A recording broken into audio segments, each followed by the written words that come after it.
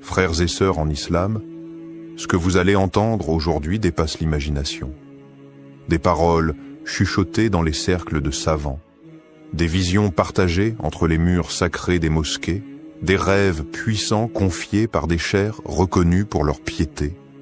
Tous convergent vers un seul et même nom, le Mahdi.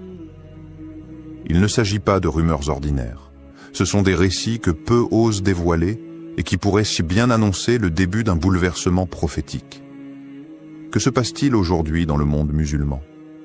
Pourquoi tant de savants, de chers et de guides spirituels parlent-ils de son imminente venue?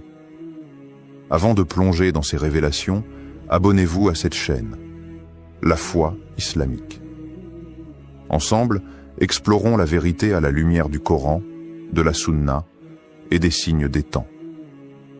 Au nom d'Allah, le tout miséricordieux, le très miséricordieux, ô Seigneur, éclaire nos cœurs de ta lumière, affermis notre foi dans les épreuves, et accorde-nous la guidance à travers les signes que tu révèles à tes serviteurs sincères. Partie 1. Les cheikhs qui ont parlé. Des voix respectées qui s'accordent. Ils ne sont ni des youtubeurs sensationnalistes, ni des rêveurs illuminés. Ils sont des porteurs de savoir, des veilleurs dans la nuit du monde moderne, des hommes qui ont passé leur vie à lire, à prier, à observer et à se taire, jusqu'à ce que le poids des signes les pousse à parler. Cheikh Imran Hossein, Cheikh Nabil Al-Awadi, Cheikh Al-Habib Ali Al-Jifri. 3 noms, 3 horizons, mais un même frisson dans leurs propos. Quand ces figures prononcent le mot Mahdi, ce n'est jamais à la légère. C'est après des années de méditation, d'étude des hadiths, et parfois d'un rêve venu troubler leur nuit. Cheikh Nabil Al-Awadi, figure du monde sunnite, réputé pour sa prudence, n'a pas cherché à créer le buzz. Il a simplement déclaré, dans une voix tremblante mais ferme, « Nous vivons une époque où les signes mineurs sont quasiment tous passés. Il ne reste que les grands, et le Mahdi en est la clé. » Cette phrase n'est pas un cri. C'est un signal, discret mais profond. Et pour ceux qui connaissent la science des signes, ce genre de déclaration ne peut être ignoré. Ce n'est pas un homme quelconque qui parle. C'est un érudit, formé, entouré, respecté. Et pourtant, il ose évoquer ce que beaucoup n'osent qu'effleurer, l'imminence. Puis vient Cheikh Al-Habib Ali Al-Jifri, dont la parole est connue pour sa douceur, mais aussi sa profondeur spirituelle. Il ne donne pas de date. Il ne fait pas de chronologie. Il raconte un rêve qu'il a vu, un rêve bouleversant. Un homme au visage lumineux, à la Mecque, entouré de croyants criant « Tu es notre guide ». Il n'a pas dit que c'était le Mahdi. Il n'a pas prononcé ce mot. Mais son regard, en racontant ce rêve, parlait pour lui. Il tremblait d'émotion, comme si cette vision avait traversé son âme. Ce qu'il faut comprendre ici, c'est que ces hommes n'agissent jamais sur une impulsion. Ils sont les héritiers d'un savoir minutieux, transmis à travers les générations. Lorsqu'ils parlent, c'est avec des siècles de prudence derrière eux. Alors pourquoi maintenant? Pourquoi ces allusions, ces récits, ces alertes? Parce qu'ils sentent, non pas dans un délire mystique, mais dans une analyse du monde. Ils voient les systèmes s'effondrer, les tyrans se multiplier, les cœurs s'assombrir, et l'humanité atteindre un tournant. Et dans ce contexte chaotique, leur voix devient une lanterne. Une lanterne qui ne dit pas « il est là », mais qui murmure « il approche ». Et ce murmure devient une symphonie quand on entend Cheikh Imran Hossein évoquer la fin des temps. Depuis des décennies, il décrypte les signes. D'abord ignoré, puis critiqué, il est aujourd'hui écouté. Pourquoi ? Parce que ce qu'il a annoncé hier devient réalité aujourd'hui. Lui aussi évoque l'arrivée du Mahdi. Pas comme une certitude datée, mais comme une conséquence logique de ce que les textes annoncent et que les événements mondiaux confirment. Ces cheikhs ne cherchent pas à convaincre. Ils appellent à préparer. non pas les valises, mais les cœurs. Ils ne disent pas « croyez à notre vision », ils disent « retournez à Allah, rapprochez-vous de la vérité, soyez prêts ». Et c'est peut-être cela le plus bouleversant. Ce n'est pas le contenu de leur vision qui nous secoue, c'est leur sincérité, leur prudence, leur douleur aussi lorsqu'ils évoquent ce qui vient. Car ils savent que l'arrivée du Mahdi ne sera pas un feu d'artifice. Ce sera une secousse, un réveil, une épreuve. Et seuls les cœurs connectés à la lumière divine tiendront. Partie 2. Des rêves révélateurs. Ce que certains ont vu du Mahdi. Dans le silence de la nuit, alors que le monde dort et que les âmes s'élèvent, certains voient. Pas avec les yeux du corps, mais avec ceux du cœur. Ces rêves ne sont pas des fantaisies. Ce sont des fragments, des éclats du monde invisible que Dieu offre à ceux dont le cœur est purifié. Le prophète Muhammad l'a dit. Le rêve véridique est une des 46 parties de la prophétie.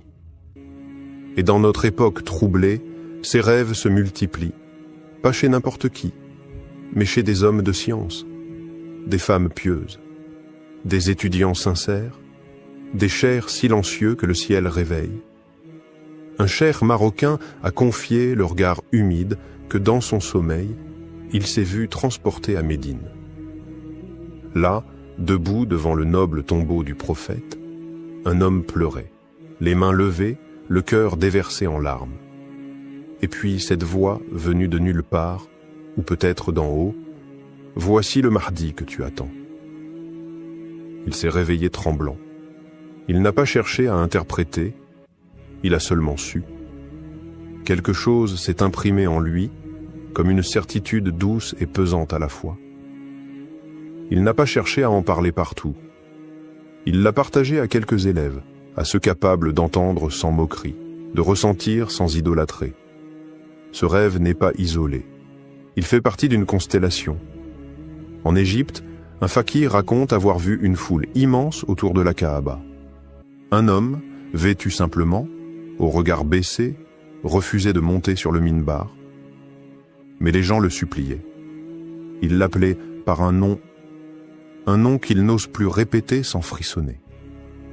À Karachi, une femme pieuse raconte une vision où la nuit s'est éclairée d'une lumière intense. Un homme marchait entre les ruines d'un monde brisé. Derrière lui, des enfants, des savants, des orphelins. Il ne parlait pas, mais sa présence apaisait. Les oiseaux se taisaient et même le vent semblait écouter.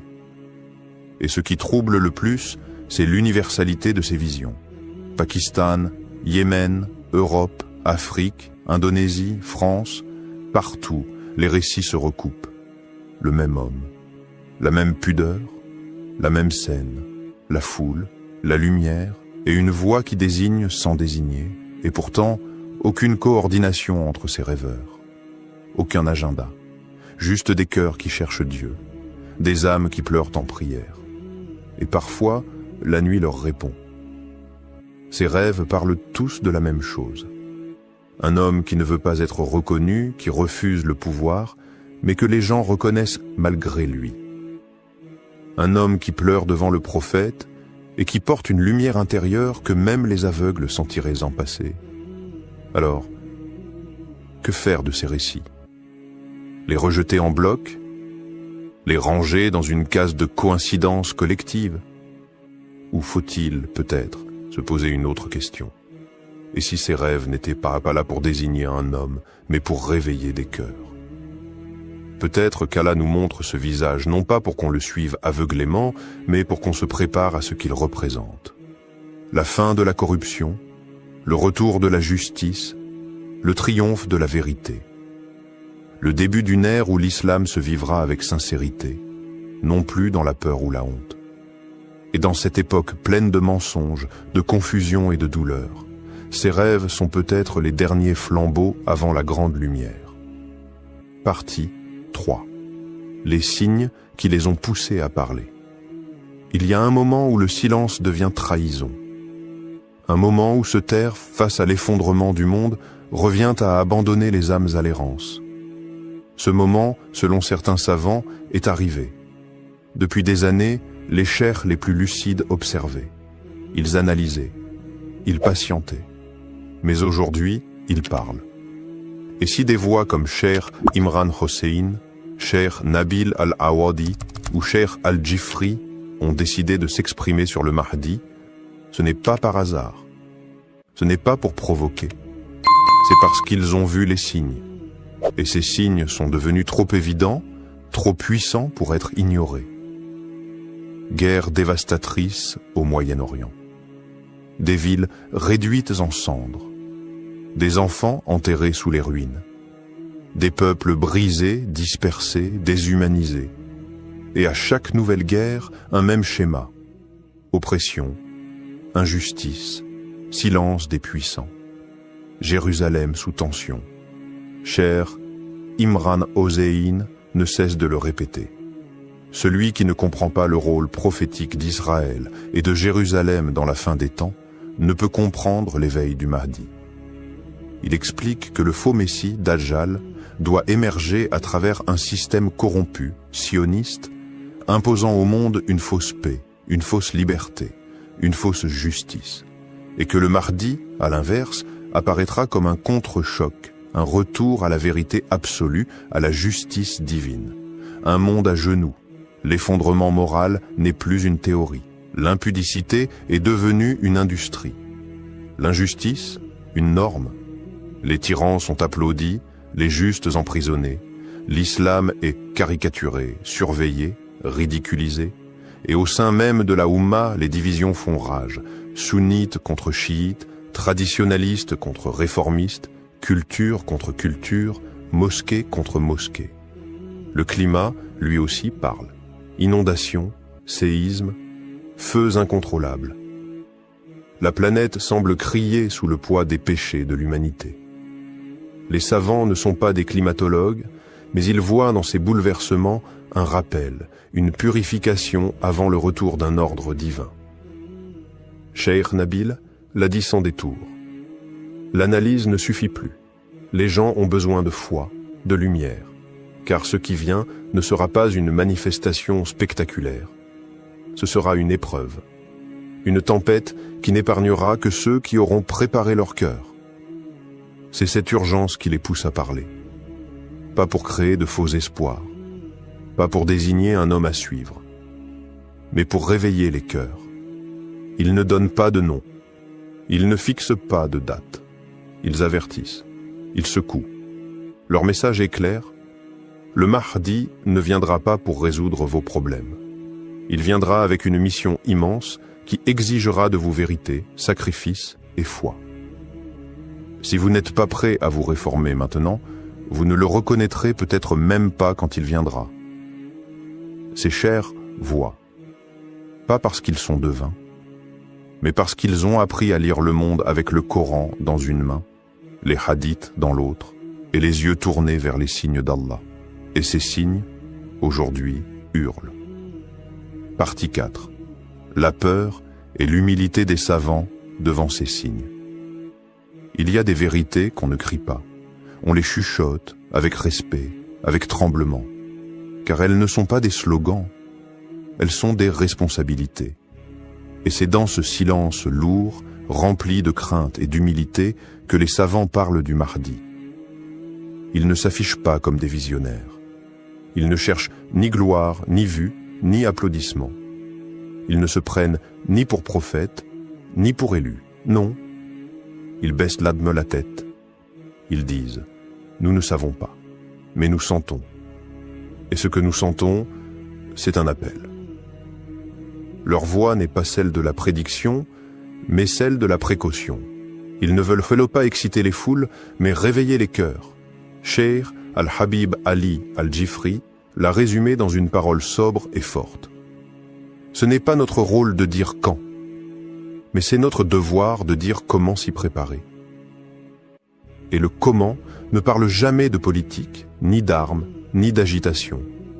Il parle de tauba, de ce retour intime à Allah, sincère, silencieux. Il parle de prières nocturnes, celles que personne ne voit, celle que seule la miséricorde d'Allah entend. Il parle de lecture du Coran, pas en récitation automatique, mais en méditation, en imploration. Il parle de purification du cœur, d'abandon des rancunes, des orgueils, des attaches mondaines. Car ce qui arrive, si cela arrive dans notre génération, ne sera pas une gloire facile, mais une épreuve immense. Le Mahdi, s'il est proche, ne viendra pas avec des promesses de confort ou des miracles de facilité. Il ne viendra pas flatter les foules, ni confirmer les illusions. Il viendra avec la vérité, pure, tranchante, exigeante. Et cette vérité ne se lit pas sur les pancartes, elle se lit dans les âmes. Et seules celles qui auront été purifiées pourront la reconnaître. Les savants insistent donc. Ce n'est pas une question de date, c'est une question d'état.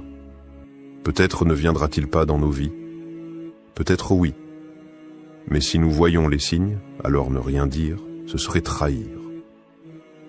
Ils parlent avec des larmes, pas avec des certitudes. Ils ne promettent pas, ils avertissent.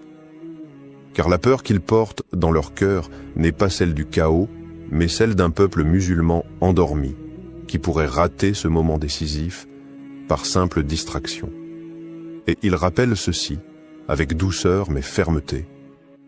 Ne vous occupez pas de reconnaître le Mahdi, occupez-vous de devenir le genre de croyant qu'il reconnaîtra. Le Mahdi ne regardera pas la barbe, ni la tunique, ni les discours grandiloquents. Il regardera les cœurs, il les sentira, il les appellera. Et seuls ceux qui auront préparé leur âme à la vérité répondront à l'appel. Partie 5. Et si l'heure était vraiment proche? Et si ces murmures qu'on entend un peu partout n'étaient pas des coïncidences? Et si ce que disent ces chers n'était pas de l'exagération, mais un cri d'alerte voilé, une sonnette qu'Allah fait résonner dans le cœur des sincères? Et si c'était notre génération? Oui, celle-là même qui scrolle, qui doute, qui cherche sans toujours savoir quoi, qui allait voir de ses propres yeux le Mahdi marcher sur cette terre? Regarde autour de toi, les repères s'effondrent, les valeurs sont inversées, la lumière semble s'éteindre et l'obscurité gagne du terrain, même dans les âmes. Mais peut-être est-ce précisément dans cette nuit profonde qu'Allah a voulu que la lumière du Mahdi apparaisse. Et si ce n'était pas une légende? Et si ce n'était pas pour les autres, pour une époque lointaine, pour des récits d'histoire? Et si c'était maintenant, dans notre époque confuse et vacillante, qu'Allah a envoyé son serviteur caché, son réformateur promis, son signe vivant? Les jeunes musulmans, aujourd'hui, sont à la croisée des chemins. Beaucoup se sentent perdus, tiraillés entre modernité et foi, entre doutes et espoirs. Mais justement, c'est pour eux que le Mahdi est un espoir vivant. Un homme qui ne sera pas là pour séduire, mais pour réveiller. Pas là pour impressionner, mais pour guider. Pas là pour caresser l'ego, mais pour bousculer les cœurs. Il n'aura pas besoin de microphone. Il n'aura pas besoin de projecteur. Sa lumière viendra d'Allah, et ceux qui l'attendent avec foi le reconnaîtront sans confusion. Mais attention, ce n'est pas en spéculant sur lui qu'on se prépare. Ce n'est pas en débattant de son nom, de son origine, ou de ses gestes qu'on devient un de ses partisans. Ce n'est pas en surveillant les réseaux ou en cherchant des dates que l'on se tient prêt. C'est en purifiant son cœur. C'est en revenant à la prière, même quand personne ne regarde. C'est en refusant l'injustice, même dans le silence. C'est en écoutant les appels des savants, ces hommes droits qui n'ont rien à vendre, mais tout à transmettre. Non pas pour alimenter la panique, mais pour réveiller la foi. Parce qu'un jour, peut-être bientôt, peut-être très bientôt, tu te lèveras un matin et tu entendras que quelque chose a changé à la Mecque, ou qu'un homme inconnu a rassemblé des croyants, et que les visages pleurent, que les cœurs vibrent, et que ce que tu croyais loin était maintenant tout proche. Alors, seras-tu prêt ce jour-là? Ou feras-tu partie de ceux qui ont entendu, qui ont douté et qui diront « Si seulement j'avais pris cela au sérieux ». Frères et sœurs, ce que vous venez d'entendre n'est pas une fiction. Ce n'est pas un récit pour frissonner, ni une histoire pour passer le temps. C'est une réalité qui frappe à la porte. Un souffle prophétique qui traverse les siècles et qui, aujourd'hui, se rapproche de nous. Des savants ont parlé. Des rêves ont été vus. Des signes se sont enchaînés. Mais tout cela, ce ne sont que des clés. La vraie question, elle était là. Que faisons-nous de ces clés? Tu peux fermer les yeux. Tu peux retourner à ta vie comme si rien ne changeait, ou tu peux te lever, te purifier, te reconnecter à ton Seigneur. Parce que ce qui arrive n'est pas un film, ce n'est pas un slogan. C'est une épreuve finale, un tamis, un crible qui séparera les cœurs sincères des cœurs aveugles. Le Mahdi n'a pas besoin de spectateurs. Il a besoin de croyants solides.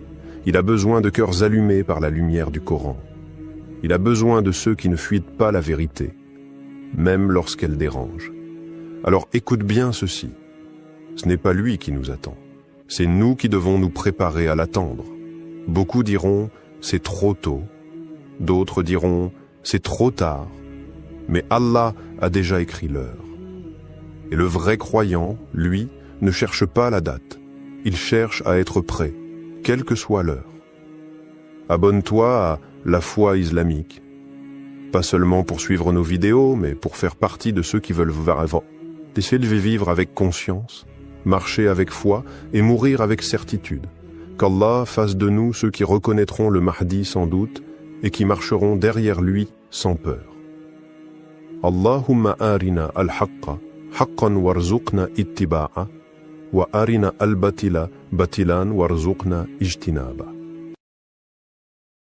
Frères et sœurs, il y a des moments dans l'histoire où les événements ne sont plus isolés, où les signes se regroupent, s'enchaînent et pointent tous vers une même direction. Nous vivons une époque étrange, marquée par des bouleversements géopolitiques, spirituels, climatiques. Et si tout cela annonçait un seul et unique lieu, un lieu prophétisé, attendu, craint par certains, espéré par d'autres, le lieu de l'apparition du Mahdi. Avant de commencer, abonnez-vous à la chaîne La Foi Islamique pour ne rien manquer des révélations à venir. Car ce que vous allez entendre maintenant pourrait changer votre manière de regarder le monde. Bismillah, wa salat wa salam ala Rasulillah. Ô Seigneur des mondes, éclaire nos cœurs par ta lumière, guide nos âmes vers la vérité et fais de nous des témoins sincères de ton décret. Ya Allah, accorde-nous la clairvoyance de reconnaître tes signes et la force de rester ferme lorsque viendra l'épreuve. Partie 1. Les signes avant-coureurs dans les hadiths. Ils sont là, non pas dans les récits d'un vieux livre poussiéreux qu'on feuillette par curiosité, mais dans les journaux, les écrans, les cris des peuples opprimés et les secousses invisibles de l'histoire. Les signes. Ils frappent à notre porte, et chaque jour, ils deviennent plus évidents. Le prophète Muhammad, le véridique, n'a laissé aucune zone d'ombre. Dans les recueils les plus authentiques, ses paroles retentissent comme un écho lointain, ou comme un avertissement imminent. Il a parlé d'un monde bouleversé, d'un déséquilibre général, de nations qui s'affrontent dans des conflits sans fin, de puissances qui s'effondrent, de peuples qui crient justice, de sang versé dans les lieux saints. Il a parlé de Cham, cette terre bénie et meurtrie. Il a mentionné Al-Quds, centre de tensions et d'enjeux mystiques. Il a désigné l'Arabie, touchée par des luttes internes, des divisions claniques, des effusions qui tachent même les lieux les plus sacrés. Et maintenant regarde le monde autour de toi. Tout est en place. Des savants de toutes les époques, de l'Andalousie aux confins de l'Asie, ont consacré leur vie à étudier chaque détail de ces prophéties. Des générations entières ont tenté de tracer sur les cartes les lieux où ces signes se croiseraient. Et presque tous s'accordent sur un point. Le Mahdi apparaîtra à la Mecque entre la pierre noire et le Maqam d'Ibrahim, là où les âmes en quête se retrouvent, là où la foi vibre avec une intensité unique. Mais voilà la nuance que peu perçoivent. Si la Mecque est le point d'émergence, cela ne signifie pas qu'il n'y aura pas d'autres étapes. Car avant de se dévoiler au monde, le Mahdi est un homme qui marche dans l'ombre. Il ressent les douleurs du monde. Il traverse les nations, peut-être même les grandes capitales. Il voit l'injustice. Il entend les appels des opprimés. Il apprend en silence. Certains signes visibles, les guerres, les tremblements de terre, les crises sociales, sont comme les grondements avant une éruption. Mais il y a aussi des signes invisibles, des rêves partagés, des cœurs troublés sans savoir pourquoi, une sensation diffuse que quelque chose se prépare, quelque part. Ce sont les signes intérieurs, ceux que seule l'âme peut capter. Et là, une vérité mystérieuse se dévoile. La terre semble orienter tous les regards, tous les cris, toutes les prières vers un même point, un centre qui n'est pas encore révélé, mais qui agit déjà. Il ne s'agit plus seulement d'un lieu géographique. C'est un espace spirituel en train de s'éveiller. Un endroit où l'invisible devient perceptible, où la lumière revient lentement après des siècles d'ombre. Ce lieu n'a pas encore été nommé. Mais tout indique qu'il est déjà chargé d'un poids que seul un élu peut porter. Ce n'est pas un hasard si certains voient le même rêve à des milliers de kilomètres les uns des autres. Ce n'est pas un hasard si des savants se replongent dans les textes avec une urgence nouvelle. Ce n'est pas un hasard si les cieux et la terre semblent en attente. La prophétie avance. Et ceux qui regardent avec les yeux du cœur savent que les signes ne sont pas finis. Ils ne font que commencer et ils convergent vers un seul endroit. Partie 2. Le point de convergence des crises mondiales. Regarde autour de toi.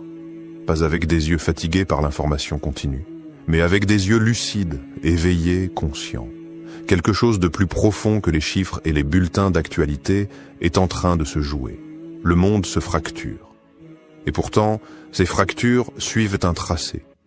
Un tracé qui nous ramène toujours au même point. À l'est, le Moyen-Orient brûle. Gaza saigne. La Syrie gémit. L'Irak panse encore ses plaies. Le Yémen supplie dans le silence médiatique. Des bombes tombent, mais aussi des masques. À l'ouest, l'Europe vacille.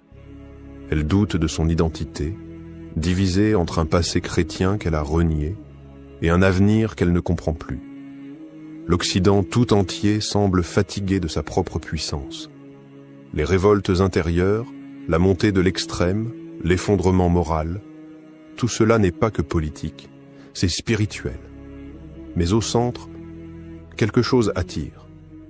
Quelque chose agit comme un point d'équilibre entre deux mondes, entre l'Orient mystique et l'Occident rationaliste, entre l'islam hérité et l'islam à venir. Ce point, c'est le cœur de la Méditerranée. Une zone où Jérusalem, Damas et la péninsule arabique forment un triangle sacré. Un triangle qui, depuis des siècles, abrite les plus grands bouleversements spirituels et géopolitiques. Mais quelque chose a changé, quelque chose de subtil. Les signes récents, les tensions invisibles, les rêves collectifs, les basculements soudains, tous commencent à indiquer un autre lieu. Un lieu que peu regardent, un lieu qui ne fait pas partie des récits classiques, mais que le destin semble redessiner à la lumière d'une prophétie vivante. Car le Mahdi, avant d'être reconnu, sera inconnu. Il ne surgira pas là où les foules l'attendent, comme on attend un roi avec tambour et fanfare. Il apparaîtra dans la discrétion. Il traversera des terres que l'on croyait marginales. Il portera peut-être un accent inattendu, une allure que personne ne reconnaît. Et c'est précisément là que le divin surprend. Il casse les cadres, il brise les habitudes. Certains signes, presque imperceptibles, orientent désormais notre regard vers un territoire nouveau, à la fois extérieur au monde musulman traditionnel et intérieurement connecté à son cœur. Ce lieu pourrait être en Europe, peut-être même dans une nation réputée pour son orgueil, sa laïcité, ses conflits avec l'islam. Un lieu que l'on pense fermé et qui peut-être cache la clé. Cela te semble improbable? Mais n'est-ce pas ce que l'histoire nous a toujours enseigné? Que les révolutions naissent là où on ne les attend pas. Que les élus viennent de peuples oubliés, que les lumières jaillissent du cœur des ténèbres. Les tensions actuelles ne sont pas seulement politiques. Ce sont des signaux divins. Elles pointent vers un nouveau carrefour, un endroit d'intersection, de rupture et de renaissance. Un point où l'ancien monde s'effondre et où le nouveau prend forme dans le silence. Et si ce lieu était déjà désigné, sans qu'aucun d'entre nous ne l'ait encore compris? Et si les crises elles-mêmes formaient une carte invisible, dessinée par le doigt d'Allah, indiquant l'endroit exact où un événement prophétique doit s'accomplir? Rien n'est au hasard, et les signes ne mentent jamais. Partie 3. Le rôle caché de l'Occident et l'éveil spirituel inattendu. Et si on t'avait toujours appris à regarder au mauvais endroit?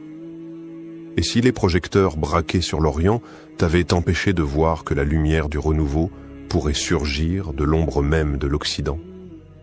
L'idée semble presque choquante, inconfortable. Comment imaginer que le Mahdi, l'homme guidé par Allah, puisse avoir un lien direct avec des terres qui, historiquement, ont combattu l'islam? Et pourtant, aujourd'hui, l'Occident n'est plus ce qu'il était. Sous le vernis des villes brillantes, des institutions puissantes et des idéaux proclamés, un autre monde est en train de naître. Un monde de douleur, de fractures, mais aussi d'éveil. Regarde la France. Le climat est hostile, les discours sont durs, l'islam y est combattu sur le plan médiatique, politique, culturel. Mais c'est là aussi que l'on trouve la jeunesse musulmane la plus consciente, la plus engagée, la plus attachée à son identité. Dans les quartiers populaires, dans les universités, dans les rues, quelque chose brûle, pas de la colère, mais une soif. Soif de retour, soif d'ancrage, soif de Dieu. C'est en France que les mosquées débordent pour la prière du Fajr. C'est en Angleterre que des convertis racontent avoir vu le prophète en rêve. C'est en Allemagne, en Belgique, aux États-Unis que des jeunes, sans repères familiaux, redécouvrent l'islam par pur amour de la vérité. Ce phénomène n'est pas anodin, il est prophétique, car plusieurs hadiths évoquent l'Occident de manière énigmatique. Le prophète a mentionné un groupe de croyants venus des terres de l'Ouest, des gens à la fois purs, prêts à rejoindre le Mahdi. D'autres traditions, bien que sujettes à interprétation, laissent entendre que le Mahdi vivra un temps dans une terre d'incrédulité, une terre où il sera inconnu, rejeté, persécuté, mais protégé. C'est dans l'épreuve que les cœurs sont forgés. C'est dans l'exil que les prophètes ont été formés. Musa a grandi chez Pharaon. Youssouf a été élevé loin de sa famille.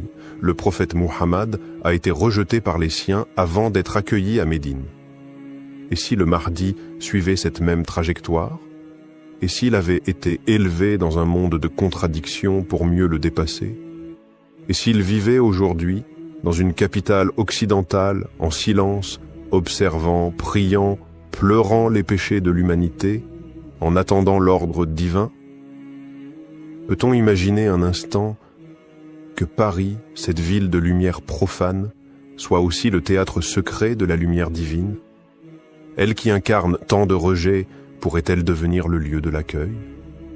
Un lieu où le Mahdi vivrait caché, anonyme parmi les anonymes. Un cœur pur battant dans un monde hostile. Un homme éveillé, protégé non par les murs, mais par la volonté d'Allah. Et si les épreuves des musulmans en France, leur douleur, leur résistance, n'étaient pas de simples injustices, mais un signe que quelque chose se prépare. L'histoire d'Allah ne suit jamais les chemins qu'on attend. Elle renverse les puissants. Elle élève les opprimés. Elle transforme les périphéries en centres et les lieux rejetés en lieux élus. Et toi, as-tu ouvert les yeux sur ce lieu inattendu où tout pourrait commencer? Partie 4. Pourquoi Paris concentre tous les signes? Regarde Paris, pas avec les yeux du touriste, ni ceux du politique. Regarde-la avec les yeux du cœur, avec la lecture des signes. Paris n'est pas qu'une ville, c'est un champ de bataille invisible. C'est le miroir des contradictions du monde moderne, où la foi est traquée mais jamais étouffée. où l'obscurité croit dominer mais laisse toujours filtrer la lumière. Ici, les minarets sont étouffés mais les cœurs s'élèvent. Ici, la parole de Dieu est contestée mais constamment récitée dans les foyers, les cellules, les ruelles. Ici, les musulmans sont surveillés mais plus vivants que jamais. Est-ce un hasard? Ou est-ce le lieu exact de l'épreuve choisi par Allah pour que naisse ce feu dont parlent les hadiths? Un feu qui ne brûle pas pour détruire, mais pour révéler. Paris, ce n'est pas seulement la ville des révolutions, c'est aussi la ville du refus des prophètes, la ville des philosophies humaines, des lois sans Dieu, de l'ordre sans foi. Mais c'est dans ces lieux extrêmes, dans ces points de rupture, que naissent les plus grandes révélations. Souviens-toi, le Mahdi ne vient pas pour les conforts. Il surgit dans le chaos, dans le rejet, dans la nuit. Et cette nuit, Paris l'a déjà depuis longtemps. Mais une étoile pourrait bien s'y lever. Les récits soufis, porteurs de secrets transmis d'oreilles en oreilles, parlent d'un homme juste, discret, solitaire, habitant une ville étrangère aux lois divines. Il est silencieux mais éveillé. Il pleure la nuit, pris dans les coins sombres, et personne ne soupçonne qu'il est celui qu'Allah prépare. Ces récits ne nomment pas Paris. Mais ils parlent d'une grande capitale occidentale, où il restera caché jusqu'au moment du retournement. Et quel autre lieu aujourd'hui correspond à ce tableau plus que Paris, capitale de la laïcité, de l'orgueil humain, et pourtant si peuplée de cœurs soumis? Paris est l'épicentre de la tension. Chaque manifestation, chaque injustice, chaque débat sur l'islam alimente cette tension spirituelle, comme si un nerf invisible était touché, comme si la ville pressentait quelque chose qu'elle ne comprend pas. Le Mahdi, dit-on, ne veut pas du pouvoir. Il ne cherche pas l'apparition. Il est appelé par les événements et forcé par le destin divin. Et pour qu'un tel homme surgisse, il faut un terrain brûlant, un lieu qui le forge, qui le rejette, puis qui l'appelle à en sortir. Paris n'est pas la fin du voyage, mais elle pourrait bien être le départ, car c'est là que le feu intérieur s'allume. C'est là que le silence du Mahdi devient plus fort que les cris du monde. C'est là, dans les rues chargées de colère, dans les regards pleins de rejet, dans les invocations nocturnes des oubliés, que la lumière se prépare à descendre, et quand elle se déversera, elle ne viendra pas avec des slogans, mais avec le poids de la vérité. Partie 5. Les cartes anciennes et les révélations ésotériques. Il existe des cartes que l'on ne trouve pas dans les manuels scolaires. Des cartes que l'on ne trace pas avec des frontières politiques, mais avec des lignes invisibles, des lignes d'énergie, des trajets de lumière, des veines spirituelles que les anciens connaissaient. Les maîtres soufis les appelaient par les routes secrètes de la présence divine. Selon eux, certains lieux sur Terre ne sont pas seulement géographiquement stratégiques, mais cosmiquement choisis. Des nœuds où le ciel rencontre la Terre, où le destin du monde s'articule. Parmi ces points faits mystérieux, Paris apparaît, pas comme une ville sainte, mais comme un croisement, un carrefour chargé, un point d'intersection entre les tensions de la fin des temps. Là où les civilisations s'entrechoquent, là où les idées s'affrontent, là où la lumière et les ténèbres dialoguent sans cesse. Des cartes anciennes, juives, chrétiennes et musulmanes mentionnent un centre du monde. Non pas au sens physique, mais énergétique, elles parlent d'un cœur de l'humanité, d'un lieu où les événements de la fin convergeront avant de se rediriger vers l'Est. Et dans ces textes symboliques, on retrouve en filigrane la ville de Paris. Les soufis évoquent une géométrie spirituelle. Mecque, Jérusalem, Damas, et un quatrième point invisible plus à l'ouest. Un point de silence, un point de gestation. Certains maîtres ont chuchoté, loin des foules. Là où les prophètes ne sont pas attendus, là apparaîtra le signe. Et puis il y a les rêves, des croyants sincères, pieux, qui ne cherchent ni gloire ni mythe, rapportent des songes étonnants. Un homme, vêtu simplement, debout au cœur d'une grande ville européenne. Son visage est paisible, son regard porte une lumière antique. Il ne parle pas, mais ceux qui le voient comprennent sans mots. Il est là, et le monde l'ignore. Des coïncidences étranges, des versets récités dans des ruelles, entendus par des inconnus au moment exact où leur cœur cherchait Dieu. Des apparitions de lumière au-dessus des minarets en pleine nuit, des enfants récitant des sourates qu'on ne leur avait pas encore enseignées, des prières exaucées dans les moments les plus noirs. À Paris, ce ne sont peut-être que des coïncidences, ou peut-être sont-elles les signes subtils du réel, comme des gouttes d'eau avant la tempête prophétique. Le Mahdi, selon certains récits, marchera longtemps dans l'ombre avant d'être appelé à la lumière. Et cette ombre peut être une ville,